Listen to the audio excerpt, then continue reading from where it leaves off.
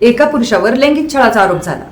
पण जर सत्य याच्या अगदी उलट असेल तर 2004 साली आलेला अब्बास मस्तान डिरेक्टेड ऐतराज हा फक्त एक थ्रिलर नाही, तर हिंदी सिनेमातील धाडशी विषय हाताळणारा एक वेगळा चित्रपट आहे. राज एक साधा प्रामाणिक माणूस, पण त्याच्या आयुष्यात पुन्हा प्रवेश करते त्याची एक्स गर्लफ्रेंड सोनिया.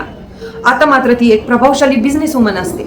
तिचा एकच हेतू असतो, राजला कुठल्याही किमतीत मिळवणं. राज तिचा प्रस्ताव नाकारतो आणि इथूनच सुरू होतो लैंगिक छळाचा आरोप, अपमान आणि कोर्टरूम मधला थरार.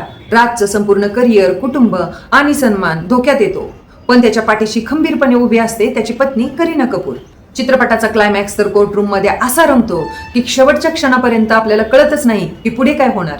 अक्षय कुमारचा संयमी अभिनय, करीना कपूरची खंबीर पत्नी आणि प्रियंका चोप्राचा धक्कादायक निगेटिव्ह रोल, सोबतच अब्बास मस्तानचे करेक्ट डायरेक्शन सर्व मिळून ऐतराज चित्रपटाला अविस्मरणीय बनवतात. फक्त एंटरटेनमेंट नाही, तर सत्य, सन्मान आणि विश्वासाची लढाई असणारा ऐतराज नक्की पहा.